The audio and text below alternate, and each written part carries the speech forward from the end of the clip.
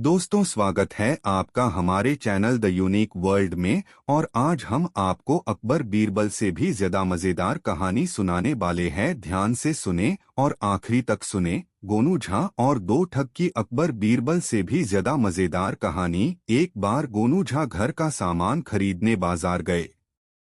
बाजार में उन्हें शाम हो गई और जब वह लौटने को हुए तो तेज बारिश आ गई। अब घर लौटना मुश्किल था। गोनू झा ने नगर में ही धर्मशाला में ठहरने का विचार किया। वह धर्मशाला में जा पहुंचे और भोजन किया। वहीं उनकी मुलाकात दो और लोगों से हुई। उनके नाम लग्गू और भग्गू थे। दोनों ही अधेड़ थे। भोजन के बाद वार्तालाप शुरू हुआ। भाई मुसाफिर, लग्गू ने कहा, अपनी तो उम्र गुजर गई पर कभी चैन न मिला। रोज का कमाना है और रोज का खाना है। अपना भी तो यही हाल है, भग्गू ने भी कहा, तुम्हारे साथ रहकर। भाई गोनू झा ने पूछा, क्या काम करते हैं आप दोनों? हम क्या बताएं भाई, कहीं कोई नौकरी तो हम करते नहीं। भगवान ने थोड़ी बुद्धि दे दी है तो उसी के सहार गुजारा कर लेते हैं। फिर भी कोई काम तो करते होंगे। किसी को न बताओ तो बताएं। मैं क्यों बताने लगा? तो सुनो, हम दोनों ठग हैं। ठगी एक कला है। हम कलाकार हैं। यह तो अच्छा काम नहीं है भाई। अच्छा या बुरा क्या, काम तो काम है। भाई किसी दिन पकड़े गए तो दंड मिलेगा। यही तो खूबी है हमारी कि हम कभी पकड़े नहीं जाते। हमारी विद्या बड़ी सुरक्षित है। हम अपने शिकार को पता भी नहीं चलने देते कि हमने उसे ठग लिया है। सा कैसे हो सकता है? गोनू झा चौंक पड़े। यह कैसे हो सकता है कि तुम किसी को ठगो और उसे पता भी न चले? यही तो खूबी है हमारी। तुम चाहो तो कल हमारे साथ रहकर देख लो कि हम किस प्रकार अपनी कलाकारी दिखाते हैं। जरूर भाई, तुमसे तो कुछ सीखने को मिलेगा। वैसे तो मैं भी अपने अक्ल से ही अपन परिवार का भरण पोषण करता हूं। फिर तो खूब जमेगी जब आप हमारे साथ होंगे। इस प्रकार बातें करते करते तीनों सो गए। सवेरा हुआ और तीनों नित्य कर्म से फारिग हुए। अब चले भाई, कुछ खा पी लेते हैं, लग्गू ने कहा। चलो भाई, पंडित जी को भी दिखा देते हैं कि हम क्या चीज हैं, भग्गू बोला। तीनों वहां से चल पड़े और बाजार में पहुंचे। भाई कोई बखेड़ा मत कर देना, गोनू झा ने कहा, मुझे बस बुद्धि का प्रयोग देखना है, झगड़ा नहीं करना।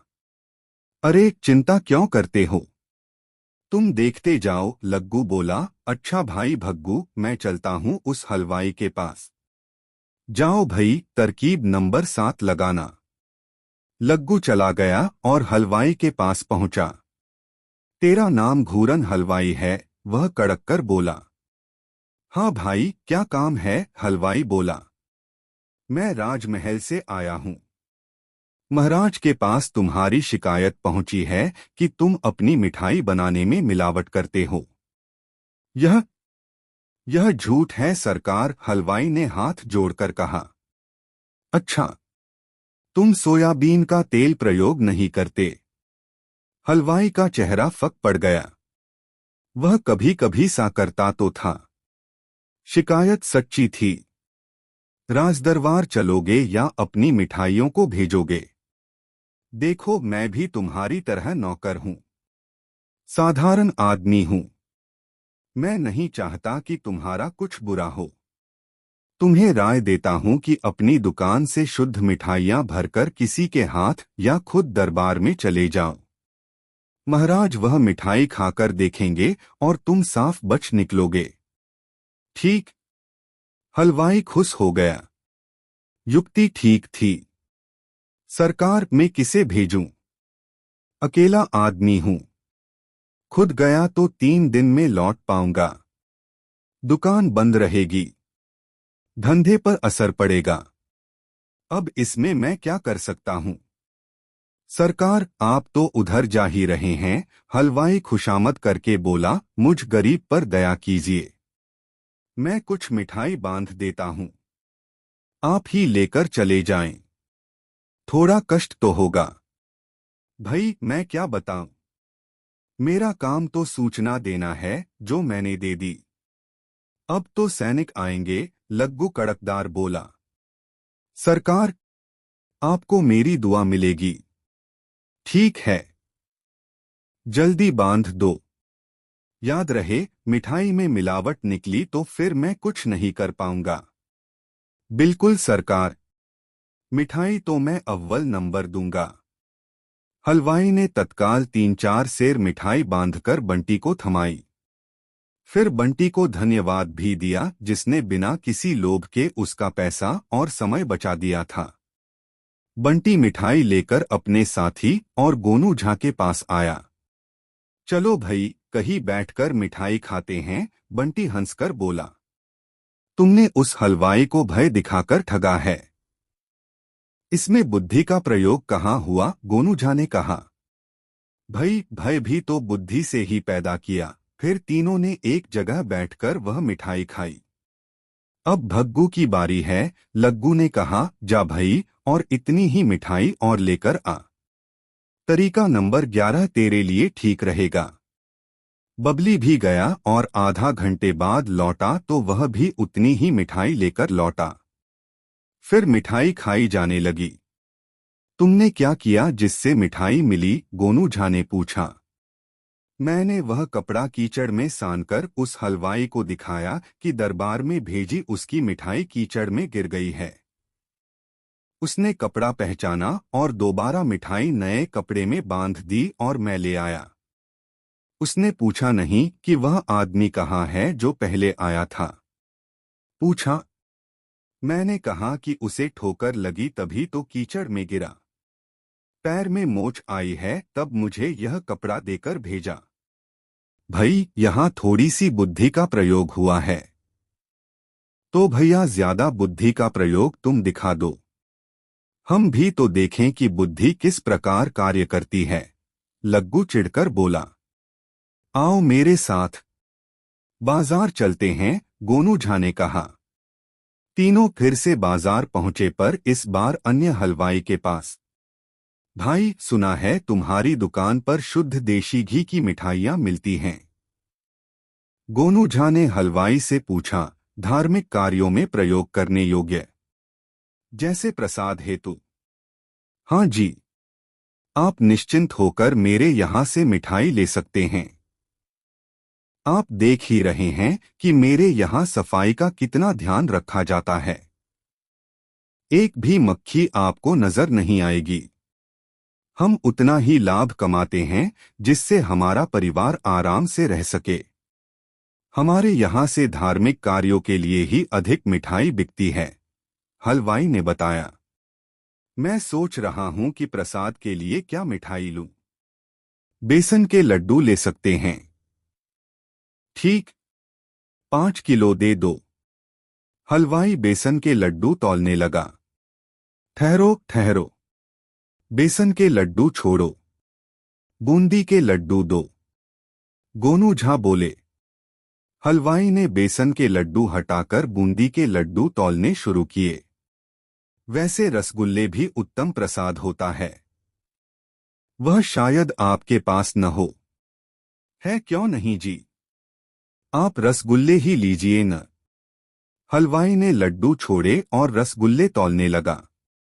एक बात तो है, गोनू झा ने कहा, देवी देवताओं को जितना प्रिय शहद होता है उतनी ही प्रिय शहद की तरह मीठी जलेबी होती है, वह भी ताजी ताजी। पर आपके पास तो ताजी नहीं होगी न, अभी सुबह ही तो बनाई है। फिर भी आप कहें तो ताजी बनवा देते हैं। समय ही कितना लगेगा। अरे नहीं, क्यों कष्ट करते हैं। सा न करें कि रसगुल्ले रहने दें और यह जलेबियां ही तौल दें। 5 किलो न भी हो तो भी चलेगा, क्योंकि जलेबी तो जलेबी होती है न, घुमावदार, रसीली और अद्भुत मिठास। सो तो है। लीजिए, आप जलेबी ही लीजिए, रसगुल्ले रहने दीजिए। हलवाई ने जलेबियां तौल दी तो 4 किलो हुई। धन्यवाद, आपने बहुत कष्ट उठाया। अब मैं चलता हूँ। गोनू झा ने जलेबियां ली और चल दिए। भाई, आप पैसे देना भूल गए हैं शायद, हलवाई ने हंसकर कहा। पैसे? पैसे किस चीज के भाई? गोनू झा बोले। जलेबियों के, जो आप लेकर जा रहे हैं। पर जलेबियां तो मैंने रसगुल्लों के बदले में ली हैं। भूल गए? नहीं भूला जी। तो रसगुल्लों के ही पैसे दीजिए। आप फिर भूल रहे हैं। रसगुल्ले बूंदी के लड्डू के बदले में थे ना। यह भी ठीक है, हलवाई अपना सिर खुजलाने लगा। और बूंदी के लड्डू आपने बेसन के लड्डू के बदले लिए। मैं ही गलती कर रहा हूं। मुझे ही बेसन के लड्डू के पैसे मांगने चाहिए थे। वही तो मैं कह रहा हूं, गोनू झा ने कहा। चलिए, गलती के लिए क्षमा चाहता हूं। आप बेसन के लड्डू के पैसे दीजिए, हलवाई नरम स्वर में बोला। आप भी कमाल करते हैं। मैंने बेसन के लड्डू लिए ही कहाँ हैं। वो आपके सामने ज्यों के त्यों तौले हुए रखे हैं। उनके पैसे क्यों? यह भी ठीक है, हलवाई ने बेसन के लड्डू सामने रखे देखे। जो चीज आपने ली ही नहीं, उसकी कीमत क्यों देने लगे? मुझसे ही कहीं भूल हो रही है। आप जाइए। धन्यवाद, गोनू झा जलेबी लेकर चल पड़े। लग्गू और भग्गू उनके साथ थे। उन्हें मानना पड़ा कि बुद्धि से किया कार्य अद्भुत होता है। वे हैरान भी थे कि गोनू झा ने किस प्रकार वाक जाल में हलवाई को फंसा दिया था। तीनों शहर से बाहर एक पेड़ के नीचे बैठ गए। मान गए गुरु, तुमने कमाल कर दिया। अब जलेबी खिलाओ, लग्गू बोला। गोनू झा ने सेर भर जलेबी निकालकर रख दी। तीनों ने खाई। अब जरा आराम कर लेते हैं। थक गए हैं। पेट भी बहुत भर गया है। अब बाकी जलेबियां आराम के बाद खाएंगे। गोनू झा बोले। बिल्कुल ठीक। धूप भी तो हो रही है। पेड़ की शीतल छाया है और कैसी लुभावनी हवा चल रही है। अच्छी नींद आएगी। बबली ने अपने पेट पर हाथ फिराया और लेट गया। गोनू झा भी लेट गए और बंटी भी। शीघ्र ही तीनों की आंखें बंद हो गई। हवा ही इतनी अच्छी बह रही थी। परंतु भया, गोनू झा नहीं सो रहे थे। वह थोड़ी देर बाद उठ बैठे। उन्होंने लग्गू और भग्गू को सोते हुए देखा तो जलेबियां खाना शुरू कर दिया। सारी जलेबी खाने के बाद पेट पर हाथ फिराया और सो गए। 3-4 घंटे बाद तीनों जागे। भई वाह, आज का दिन अच्छा रहा, लग्गू अंगड़ाई लेकर बोला। मिठाई खाकर मजा आ गया और नींद कितनी शानदार आई। सपना भी तो देखो कि क्या मजेदार था। परियों का नाच देखा मैंने। अरे मुझसे पूछो, बबली भी बोला। मैं तो किसी राजदरबार में राजा बना सिंहासन पर बैठा था। सब लोग मेरी जय जयकार कर रहे थे। आंख खुलते ही सब गायब हो गया। मेरे तो प्राण जाते जाते बचे हैं। गोनू झा ने कहा। एक भयानक राक्षस ने तो मुझे खा ही लिया था। वह तो भला करे जो हमने मिठाई खाई थी। अरे क्या हुआ, जरा बताओ तो। दोनों ठग चौंक पड़े। हुआ क्या? यहाँ एक राक्षस आ गया। हम तीनों को सोते देखकर खुश हो गया कि आज तो नरमास खाने को मिलेगा। हमारे पास आकर बैठ गया। क्योंकि मैं सबसे इधर था तो पहले मेरी ही बारी थी। वह मुझे सूंघ रहा था।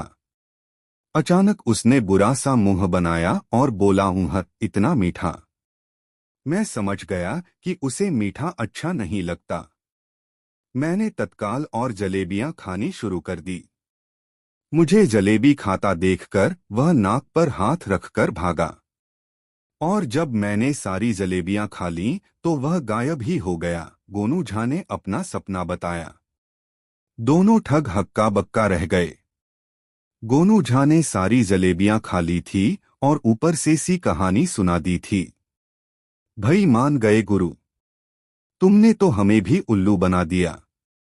वास्तव में तुम बहुत बुद्धिमान हो। गोनू झा मुस्करा उठे और चल पड़े। भई अपनी कोई सीख तो देते जाओ। आज से तुम हमारे गुरु हो। तो भाई, यह ठगी छोड़कर श्रम करना सीखो, अन्यथा किसी दिन तुम किसी भारी संकट में फंस सकते हो, गोनू झा ने कहा। दोनों ने वचन दिया कि आज के बाद ठगी नहीं करेंगे और परिश्रम व बुद्धि से ही जीवन यापन करेंगे। गोनू झा अपने गांव की ओर चल पड़े। दोस्तों, वीडियो को लाइक जरूर कर दे। 4 गोनू झा का अनुज भोनू झा था। अग्रज दरबार में जाते और अनुज घर गृहस्थी संभालता। गोनू झा की ख्याति और संपत्ति में दिन रात वृद्धि होते देख पड़ोसी ईर्ष्या से जलने लगे। वे उन्हें तरह तरह से नीचा दिखाने की कोशिशों में लगे रहते, किंतु गोनू झा उन्हें मात कर देते। कोई षड्यंत्र सफल न होते देख अंततः पड़ोसियों ने सोचा कि घर का भेदिया लंका ढाए, अर्थात क्यों न सहोदर के माध्यम से ही पटकनी दी जाए।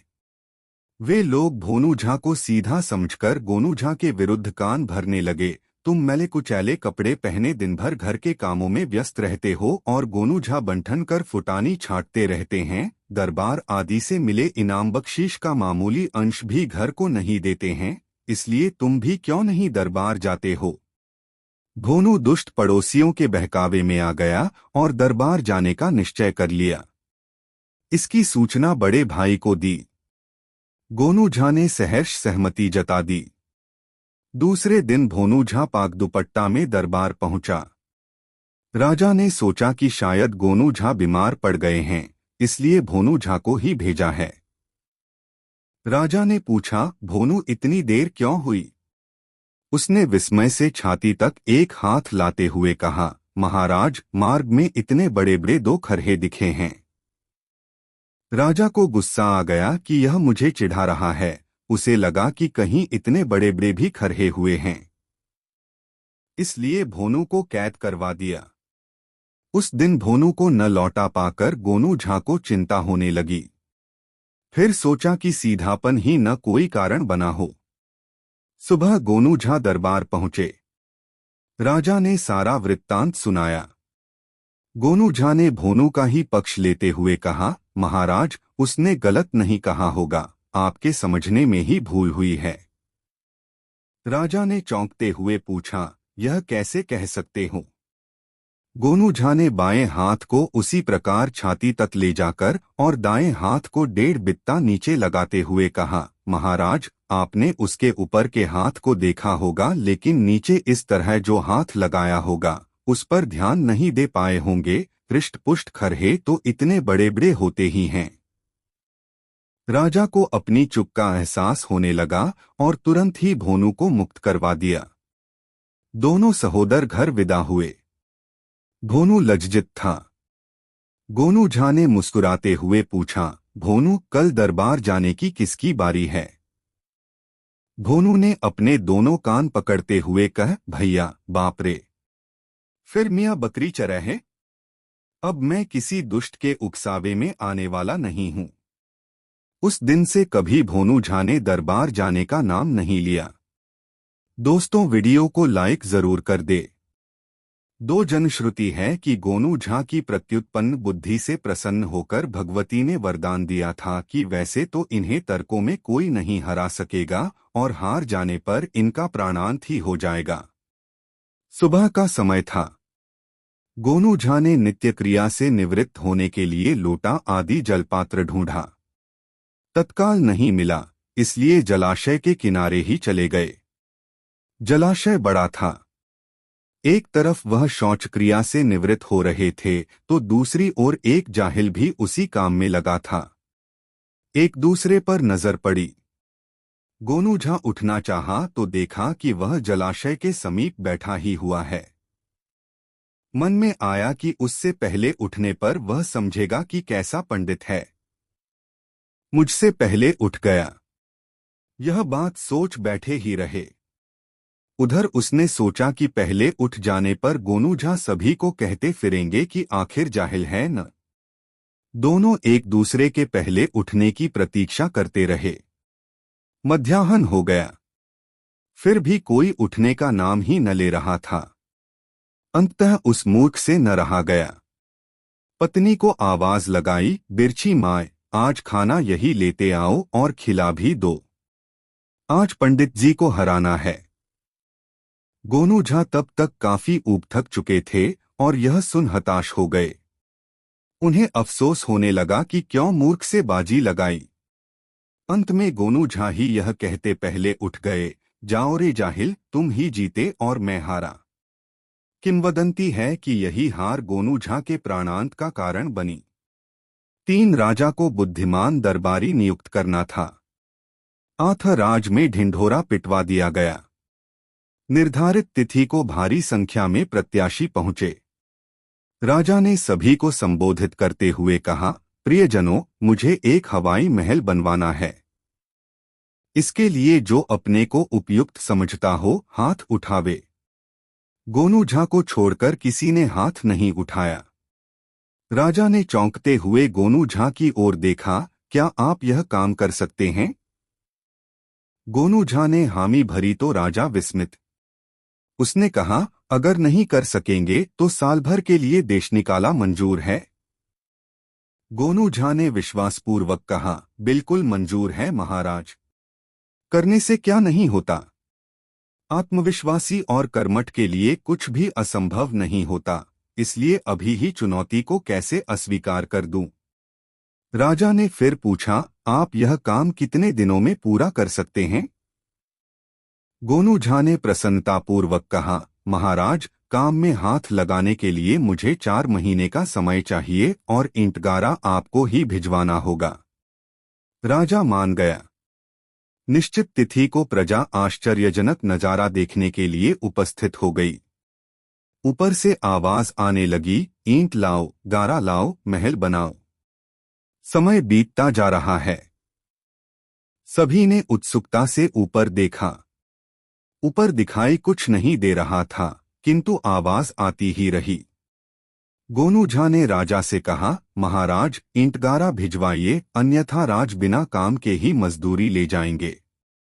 राजा अवाक, आकाश में ईंटगारा भेजे तो कैसे? राजा समझ गया कि यह गोनू झा की बुद्धिमत्ता है।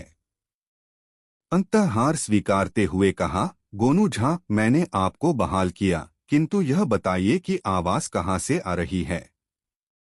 लोग अचंभित थे कि जरूर यह कोई पहुंचा हुआ तांत्रिक है, परंतु वेशभूषा से सामान्य गृहस्थ दिखता है। दरबारीगण कहने लगे, इसमें कर्मठता का प्रश्न कहाँ उठता है? यह तो तंत्र मंत्र से सा कर रहे हैं। किसी ने संदेह पर पक्की मुहर लगाते हुए कहा, हाँ, यह तो वन में जीव जंतुओं पर जादूटना और पंछियों से वार्तालाप करते रहते हैं। मैंने चुपके से सा करते हुए देखा भी है। जितने मुंह उतनी बातें। अंधेरा घर, सांप ही सांप। लोकोक्ति चरितार्थ हो रही थी। गोनू झा ने गंभीर मुद्रा में रहस्य पर से पर्दा उठाते हुए कहा, महाराज, मैं जादूगर नहीं हूँ। इस बीच मैंने तोतों और पहाड़ी मैनाओं को पाला। उन्हें बड़े यत्न से यह बोलने का प्रशिक्षण दिया। उसी का फल अब मिल रहा है। गोनू झा की अद्भुत बुद्धि और धैर्य से खुश होकर राजा ने उन्हें खास दरबारी नियुक्त कर लिया। 4 गोनू झा की उत्तरोत्तर सफलता से सहकर्मी जलते भुनते थे, इसलिए अक्सर उन्हें नीचा दिखाने की ताक में रहते। एक दरबारी भूखन मिसर था। वह उनका ग्रामीण होने के कारण भी अधिक ईर्ष्या करता और साजिश में बढ़-चढ़ कर हिस्सा लेता, यहाँ तक कि गांव में भी चैन से नहीं रहने देता था वह काना। प्रायः से ही लोगों को देखकर यह लोकोक्ति बनी। 100 में सूर, 1000 में काना, 1.25 लाख में ऐंचा ताना। ऐंचा ताना करे पुकार, मैं माना कुइरे से हार। अस्तु। एक दिन भूखन मिसर ने भरे दरबार में शिकायत करते हुए कहा, महाराज, 12 वर्ष पूर्व गोनू झा की शादी होने वाली थी। तब इन्होंने मुझसे एक आंख साल भर के लिए उधार ली और आज एक युग बीत गया। यह शायद भूल भी गए होंगे। अब मुझे इस आंख से कम सूझने लगा है, इसलिए मेरी आंख वापस दिलाई जाए। गोनू झा उसकी बेबुनियाद बातें सुनकर पहले तो क्षण भर अचंभित रहे, फिर महाराज ने जब आंखें गुरेरते हुए पूछा, गोनू झा, भूखन मिसर क्या कह रहे हैं? तो उन्होंने संभलते हुए कहा, जी महाराज, मैं यह उपकार कैसे भूल सकता हूँ। इतना कृतघ्न नहीं हूँ। दूसरी बात यह कि इसी के एवज में मैंने उन्हें 100 स्वर्ण मुद्रा दी थी और कहा था कि 1 वर्ष बाद जब चाहें मेरी पूरी रकम एक मुश्त वापस कर अपनी आंख लौटा लें। उन्होंने कभी सा नहीं किया, इसलिए मैं भी निश्चिंत हो गया। उन्हीं से पूछ लिया जाए, यही शर्त थी कि नहीं? भूखन ने खुशी खुशी हामी भर दी और कहा, मैं स्वर्ण मुद्रा लौटाने को तैयार हूँ। मेरी आंख वापस करें।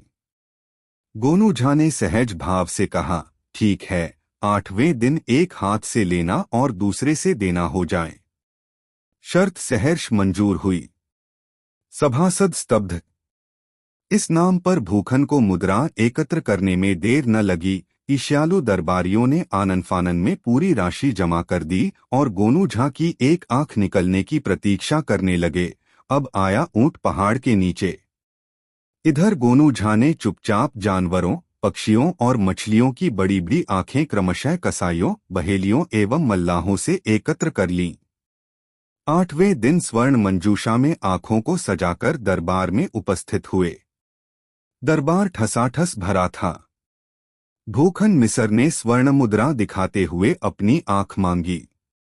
गोनू झा ने कहा, महाराज, उनकी मुद्रा गिनकर अपने पास रखवा लें और मैं भी आंखें जमा कर रहा हूं। वह अपनी आंख पहचानकर उठा लें। गोनू झा ने मंजूषा खोलकर राजा के समक्ष रख दी। फिर भी भूखन और उसके समर्थक खुश नहीं दिख रहे थे कि गोनू झा की दोनों आंखें तो सुरक्षित ही हैं। अंततः भूखन ने झुंझलाते हुए कहा, महाराज, इनमें मेरी आंख नहीं है। गोनू झा ने सहजता से कहा, इसमें गुस्साने की क्या जरूरत है? महाराज, उनके पास एक आंख तो है, उसे ही निकालकर बराबर वजन की दूसरी ढूंढ लें। मैंने नुक्ती की व्यवस्था पहले से ही कर रखी है। यह सुनते ही भूखन भागने लगा, लेकिन राजा ने पकड़वा लिया। अब वह गिड़गिड़ाने और माफी मांगने लगा। षड्यंत्र का पर्दाफाश हुआ। भूखन मिसर की स्वर्ण मुद्रा तो गई ही, दरबार से निकाला गया सो अलग। 5 संकट में होशियारी। गोनू झा की ख्याति और संपत्ति में उत्तरोत्तर वृद्धि देखकर उनके पड़ोसी ईर्ष्या से जलने लगे। एक दिन तो उनके घर में ही आग लगा दी। घर को धू-धू जलते देख गोनू झा ने बुझाने का भरपूर प्रयास किया, किंतु विचलित नहीं हुए। आग बुझने के बाद राख को बोरों में कसकर हाट विदा हो गए। गोनू झा ने एक मालदार सेठ के बगल में अपने बोरों को रखा। उसकी रखवाली तन्मयता से करते देख उस सेठ को बड़ी उत्सुकता हुई। उसने आश्चर्य से पूछा, पंडित जी, इन बोरों में क्या है जो आप खाना पीना भी भूल गए हैं? गोनू झा ने गंभीर होते हुए कहा, सेठ जी, इनमें बहुमूल्य भस्म है। इसका महत्व वैद्य और हकीम ही जानते हैं। उन्हें पता चलेगा तो फौरन मनमाफिक दाम देकर ले जाएंगे। इतना सुनते ही सेठ को लोभ आ गया। वह बार बार उनके बोरों को नजर पर चढ़ाने लगा। इधर गोनू झा ने सिरदर्द का स्वांग भर लिया। बगलगीर होने का दायित्व जताते हुए सेठ उन्हें अपने आदमियों से अस्पताल भिजवाने लगा और गोनू झा आनाकानी करने लगे। अंततः वह राजी हो गए।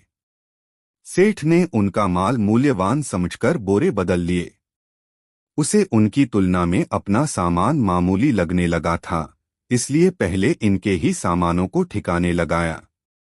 तब तक गोनू झा लौट आए। उन्हें देख सेठ 9-2-11 हो गया। वह अपना सामान न पाकर उसका ही लेकर लौट आए और फिर उसे बेचकर सुंदर घर बनवाया।